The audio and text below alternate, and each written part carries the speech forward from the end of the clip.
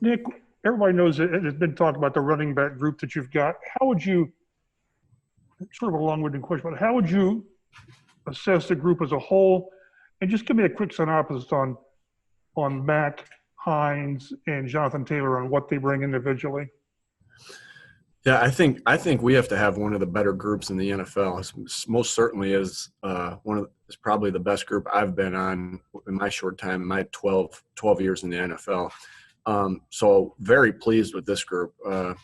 One of the strengths of our offense and the depth that we have. You know, that you got a guy like Marlon who has really good speed and vision and able to make you miss. And that's complemented well with Jonathan, who's bigger and still really fast. And he looks like he has good vision. And then really what we've always wanted in this offense and had in this offense was as a back that can create mismatches, and we have that in Naheem, being able to match him up with linebackers. And Naheem's so shifty and so good at what he does that even if they match up a safety on him, we still feel confident that Naheem can win there. And I'd also like to mention Jordan Wilkins. He's done really well, and it just seems like every time Jordan gets in the game, he makes plays, and we notice that. And we have, what a great group that we have right there. Really excited to have them. Zach Kiefer. Hey, Nick. This Zach. is a little out of left field, but about a year ago at this time, you guys were getting done with your third preseason game, which was not unlike any preseason games you guys played last year, if you remember. The night Andrew retired. It's been a while. What's the first thing that comes to your mind about that night? And have you ever had a crazier night, that crazier preseason game for sure? Yeah, it was definitely shocking. So I haven't thought about it in a while. It's been a lot of days and a lot of things happened since then. But yeah, that sure was a crazy day. I just remember, or I guess I remember when it started. It felt like, when they asked that question, when it started to come out, right? You just saw it, like you just kind of saw it in the stands, like pop, pop, pop, pop, pop, pop. Everybody was kind of talking about it, and I just remember thinking that was a little bit crazy. But I think we were on defense then too, so I wasn't. We were definitely on defense at that point. But once we went back to offense, I had to obviously focus on what the task at hand. But definitely a crazy night. And man, it's hard to think that was a year ago to this day. Time goes fast. Mike Wells. Oh yeah, don't remind us, Nick. We know it's been a year, man. But I wanted to ask you about Michael Pittman. Just what have you seen now that you guys are in pads and going against the defense in a more lively fashion? What has impressed you about what he's been able to do so far? Yeah. Hey, Mike. How are you? A good question. I think what I've noticed about Michael Pittman is, he is a big guy who can really change directions well. And that's what we saw on tape, and getting to see when you see big guys move and change directions like little guys, I've always really thought that I've really admired that quality out of wide receivers, because at the end of the day, it's about how you can separate.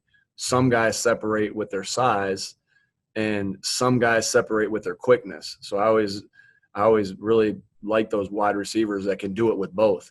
And so I think that, we're getting to see that every day. The guy has really strong hands. He's not dropping a lot of balls, and that obviously, and he's strong with the catch in traffic. I think he had one today where it got ripped out, but he's strong in the ball with traffic. So those are the things that just keep showing up with him. And obviously he was well coached at USC, and so just trying to, Coach Grove's doing a great job of just zeroing in on the techniques that we believe in and that we know that are necessary for the NFL. But he's doing a great job so far, and big man that can change directions and with great hands. Those guys work. I was gonna follow up and ask, he seems to have a little competitive juice in him. When you guys were in the indoor facility earlier this week, I think it's when they lost the number 49 and above lost in the kicking competition. Him and Darius had some fun jabbing over who was going faster in the sprints. Have you kind of noticed that competitive juice of not wanting to back down out of him too? Yeah, most definitely, and you see that every day, not just in the competition things, but also, or not just in the field goal things, but also in the competitions within practice and the drills. Yeah, definitely a competitive guy, and we need competitive guys. Those are the guys that step up and rise to the occasion. Stephen Halter. Hey, what's up, Nick? Hey, just in the first few days we've been out here, it feels like we've seen a lot of balls thrown to the running backs. Obviously, you've done that a lot with Naheem the last couple of years, but we've seen Marlon involved and Jonathan as well, which we haven't seen in the past. Is that a product of just Phillip having a history of doing that, or do you think that's something you guys might want to integrate more in the offense? Hey, Stephen, great question.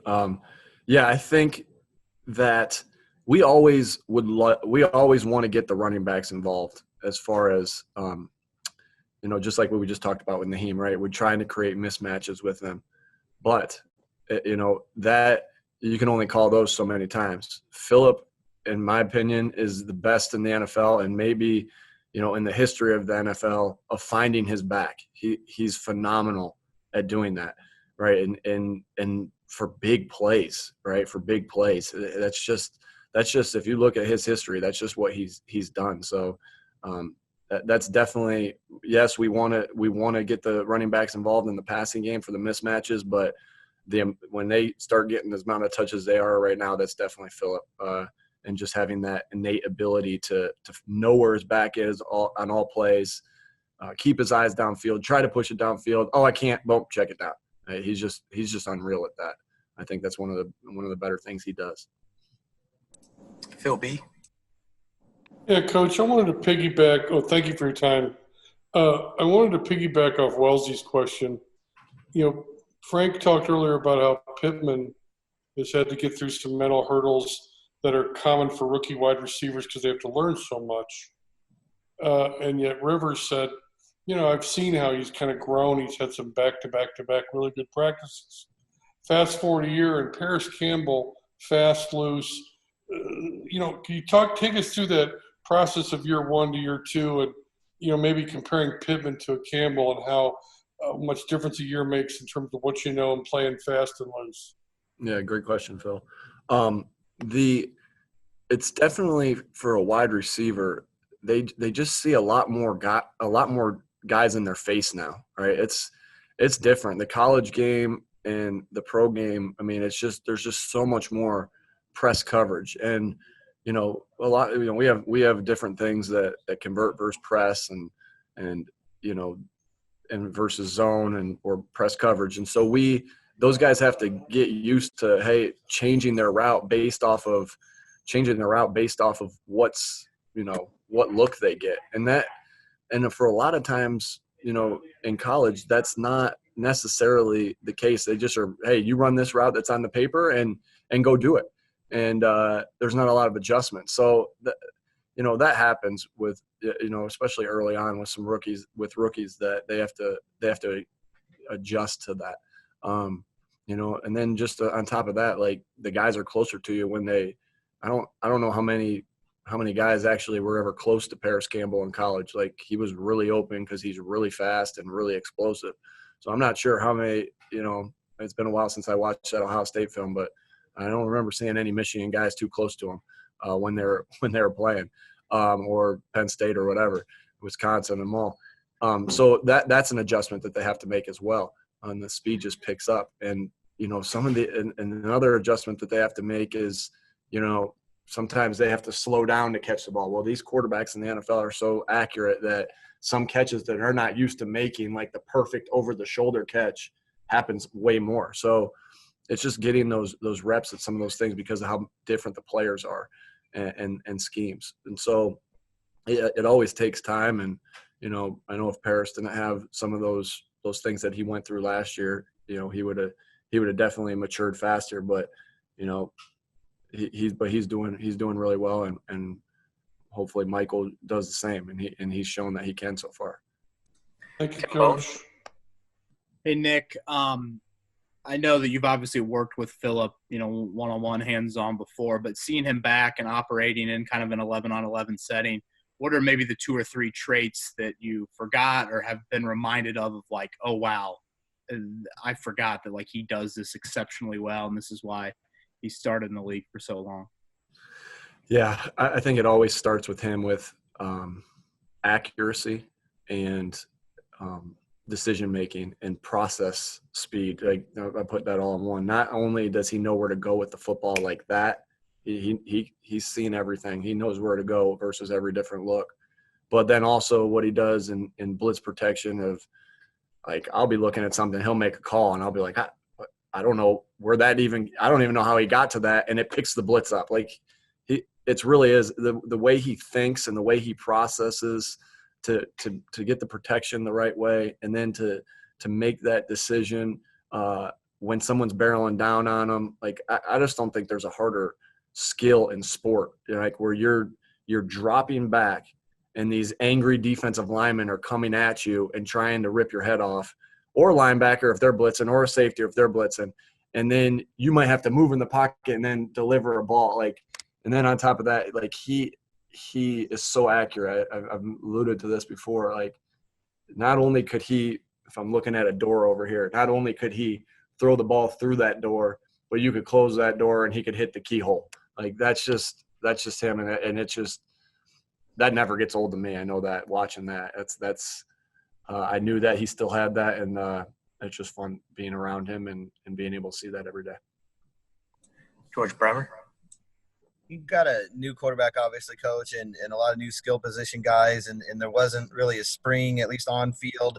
Has it surprised you at all how quickly they've come together? I mean, we haven't seen the ball on the ground very much here in the practices we've been at. Yeah, no, not surprised there. I knew we would. I knew they would gel pretty quickly. Phillips does a great job of getting everybody to come together, and again, with that accuracy and that decision making, the decision making happening quick, and the DB's making a break, but the ball's already there. So I knew he would bring that, and then just the type of playmakers that we have out there. I mean, we have some great playmakers. Great job to Chris Ballard and his staff of bringing in good playmakers. Trey Burton and Jack Doyle at the tight end position. Naheem and the backs that we talked about, Naheem and Jordan in the pass game, and Marlon doing his thing, and Jonathan out of the backfield, and then our wide receivers. I mean, we're a deep, talented group, starting with T.Y. and Paris and Zach and Michael Pittman, and then you just got the rest of these other guys that, a lot of teams would love to have these guys on their roster, all the way down, all the way through the back, the twos and the threes. So, yeah, and I think that's a tribute to those guys, and then having one of the best backup quarterbacks in the NFL in Jacoby. That's a tribute to the playmaking ability of all those guys I just mentioned. We'll go 2 more questions. Joel Erickson. Nick, how hard is it going to be to evaluate Jacob Eason? Just since you guys have this shortened training camp and you guys have to get ready, and he's just probably not going to get a lot of reps. Yeah, that's a good question, Joel. Coach Wright does a great job of just getting the young guys extra reps. And Marcus Brady, is our quarterback coach, is working endless hours to help him, catch up on meetings that he, just to catch him up to the other guys. But our practices, the standard that Coach Reich has implemented here as far as how we practice. I mean, we practice hard and we practice fast, and it's as much of as a game in practice as any place I've ever been. It's way more. And so we just know how important practice is, and so we're evaluating them hard throughout practice. So I do believe, because of the way we practice, we're getting the evaluation we need on Jacob. This question, Stacey Dales. Hey, Nick. You mentioned this is the best in, I think, 12 years, you said, for you, running backs group you've been with. How about this offensive line? Curious to know how they've stacked up in your 12 years and just your impressions of what makes this line so dynamic. Yeah, I think that them as well is by far is the best O-line. We've had, I think when I was in Kansas City one year, we finished in the top 5 of rushing, but the type of O-lineman we had there and the type are here are different. These guys they work together as one. These 5 guys work together as one. They're on the same page, right? To start they're durable. To start every game together the way they started last year, they take a lot of pride in that. I take a lot of pride in that. That's phenomenal. That's awesome that they were able to do that. So all these built up reps that they've had together, and it's almost like Philip a little bit, right? They've seen it all, right? They've seen all these looks. They've had all these reps together. They've seen it all. They know how each other, the calls they know the call that's coming out of Ryan's mouth. They know the technique that they're going to use, and it's just and they're all talented players. It's not. These guys are talented players that play to their ability and then some, and that's a tribute to their coaches, Coach Strasser and Coach Clayton Adams. Those are 2. If I'm talking about the best I've been around, these are the 2 best O-line coaches I've been around. These guys are great coaches, not only in the scheme but also in the fundamentals, which we know that's how you win games. So obviously super excited to have all of those guys, all 5 of those guys back that started on the offensive line last year, and they just continue to impress.